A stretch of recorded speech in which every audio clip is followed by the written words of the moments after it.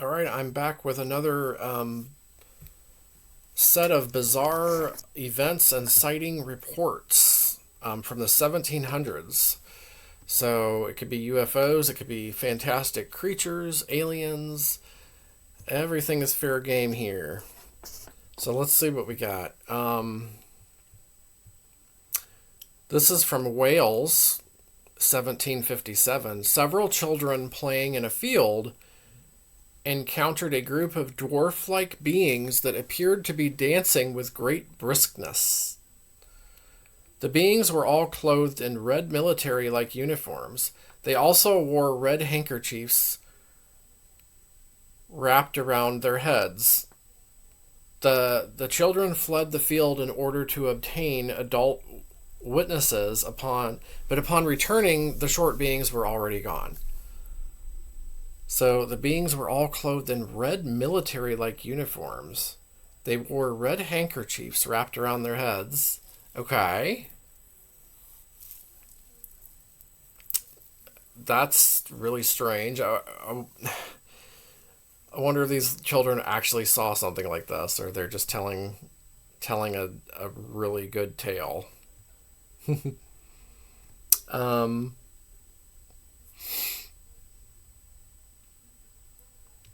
so that's the first one. Um,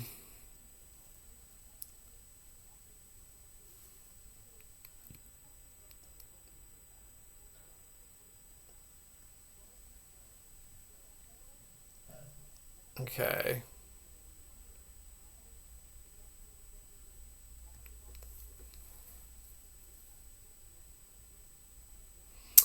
Um,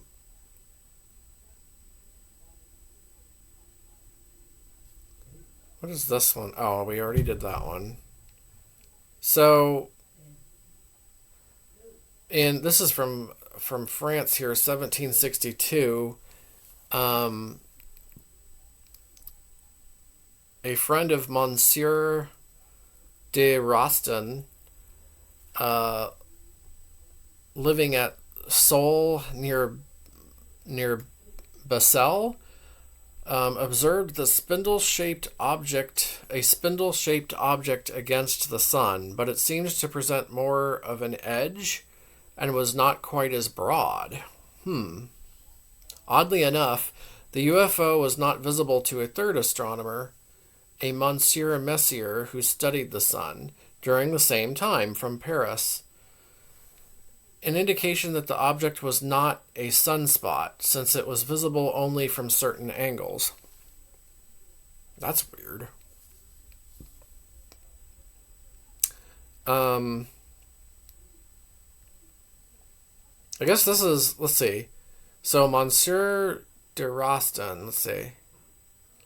An amateur astronomer and member of the Medico-Physical Society of Basel, Switzerland. Um, let's see, 1762 in Lausanne, Switzerland, observed by a telescope a fusiform object crossing and eclipsing the sun. Monsieur de Roston was able to observe this object almost daily for nearly a month.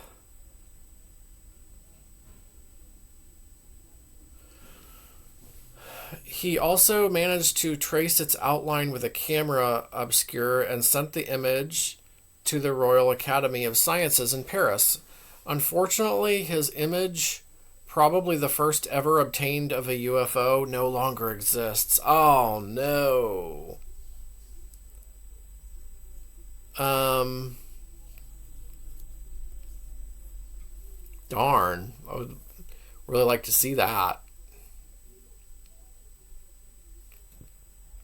Okay. Um, this is from England, 1762. Reported in a London paper in 1762, a bright light in the form of a straight line 8 moon diameters long and 1 diameter wide, described as a sudden and radiant light which overspread the earth and sea, equal to the splendor of the noonday summer sun. What? Looking directly perpendicular over us, we saw an appearance refulgent as the sun itself, in form straight as a line.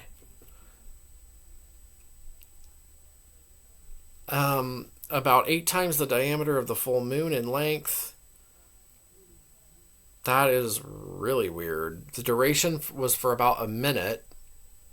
Afterwards, it altered its position and changed into a serpentine form to terminate in smoke? I don't know. What could that have been? Like, some kind of huge meteor? Like, I don't know, though.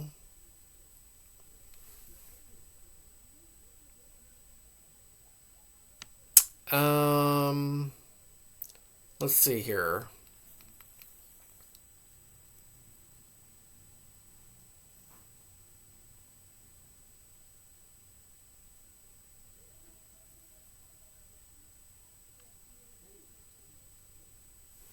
Hmm.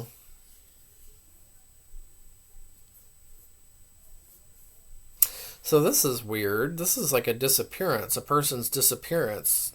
This is from Bennington, Vermont, 1763.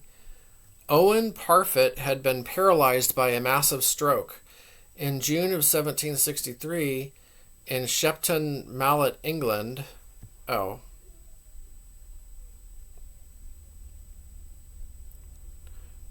I thought it was from Vermont. I guess it's from England now? Okay. I guess it's from England then. Parfitt sat outside his sister's home, as was often his habit on warm evenings. Virtually unable to move, the 60-year-old man sat quietly in his nightshirt upon his folded great coat. Across the road was a farm where workers were finishing their workday by poking the hay.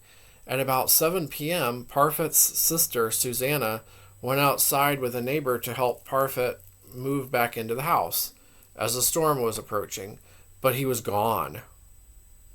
Only his folded great coat upon which he sat remained. Investigations of this mysterious disappearance were carried out as late as 1933, but no trace or clues of Parfitt's fate were ever uncovered? Oh, wow.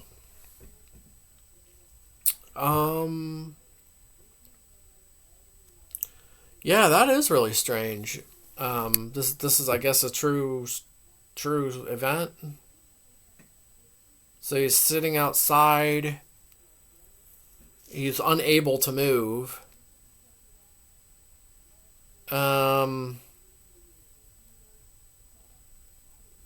Across the road where was a farm where workers were finishing their workday. That is weird. Not really sure what could have happened to him unless, like, some people came up to the house and, like, removed him. I mean, other than just vanishing in thin air, I don't know what else to think about that. That's crazy.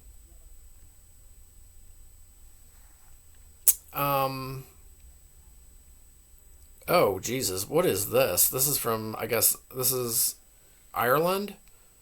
From Mount Prospect in Inishannon, Ireland, 1765. Last Monday evening between 8 and 9 o'clock, an extraordinary phenomenon was seen from Mount Prospect near Inishannon by several gentlemen and ladies. A most superb throne appeared in the northern sphere, enclosed by a broad circle of a gold color. Okay. A most superb throne appeared in the northern sphere, enclosed by a broad circle of gold color with a lion in the front protecting the throne? Wow. Which appearance lasted about half an hour and went off by slow degrees. The evening was very serene, and the sky all around appeared quite black. And this what we are assured of the truth of this relation by people of veracity. So, okay. Several gentlemen and ladies observed this. That is one of the most extraordinary events I've ever heard of, if it actually happened. What the heck? I mean, that sounds like, I don't know, something like spiritual or something happened there. That's really interesting. I'd like to know more about that too, if there's anything else on it.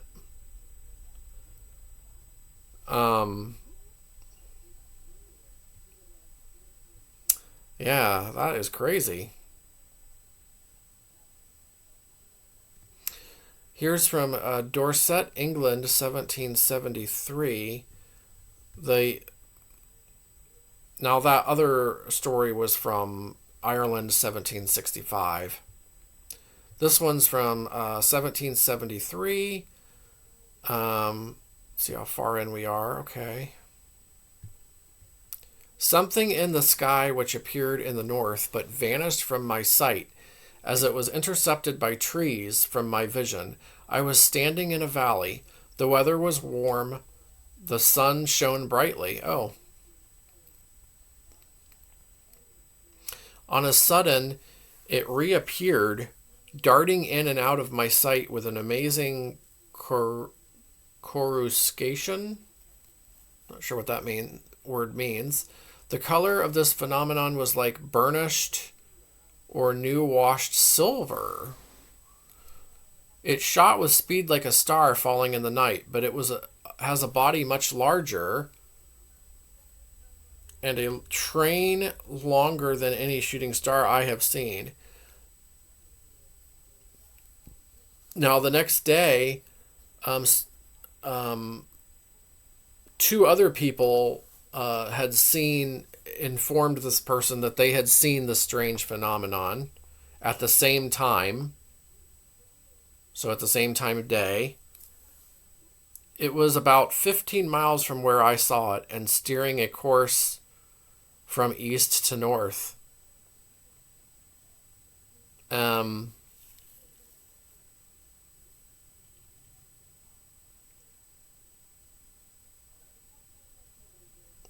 So what was the shape of it now? It was like, I don't know. It was like,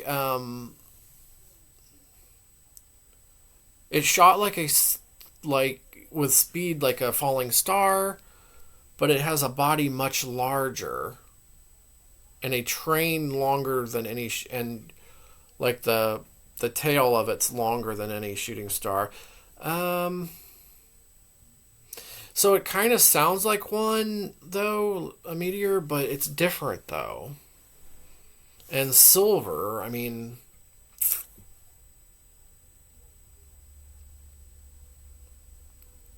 and it vanished, but then was like, a meteor wouldn't reappear.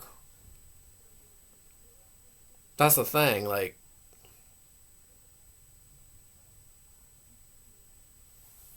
that's weird.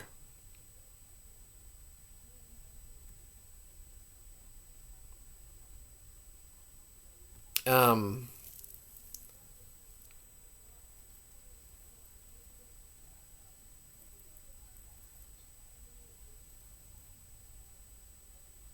see here.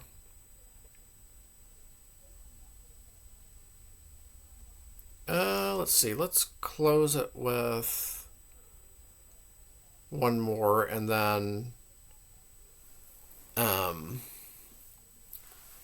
we'll end this video so we can do, but I will come back with like more of these. This is just part 2 of this new series I'm doing. Oh,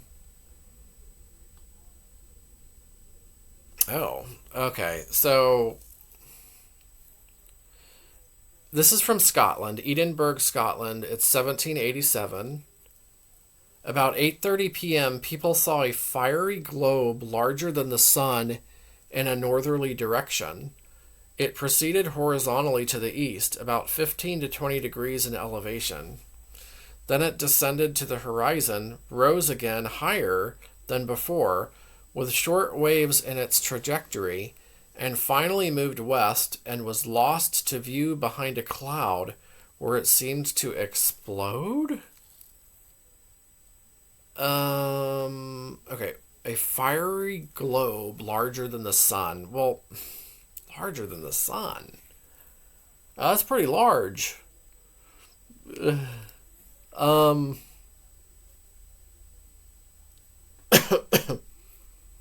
it proceeded horizontally, then descended to the horizon, rose again higher, though, with short waves in its trajectory. So, a meteor wouldn't. Well, I don't think a meteor is like a globe anyway, but a meteor wouldn't like change its trajectory, and it wouldn't rise back into the sky either, and go in all these different directions. Okay. Now it was at night, so it was 8:30 p.m. I mean, it's in the evening, but still, like, what in the world? And that's huge, larger than the sun. And oh my gosh.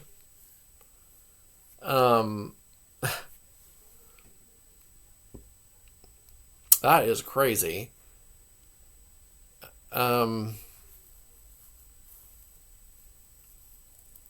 Yeah, I don't know. I don't know what this could have been either. Honestly, I mean that ain't no meteor that I've ever heard of. All right, those are some interesting stories too. Um, as always, let me know what you think of these reports. Some pretty crazy stuff in part 1, and this is part 2, and I will be back with more in the near future. But yeah, let me know if you find these stories interesting, and let me know what you think about them. If you want to say like what you think some these are in some of the stories, or what on earth could have possibly be happening, like with that throne, for instance, that in the sky. Imagine that being a true event, like a throne and a lion in the sky appearing. I don't know. But that will do it for now, and I will be back with more related videos soon.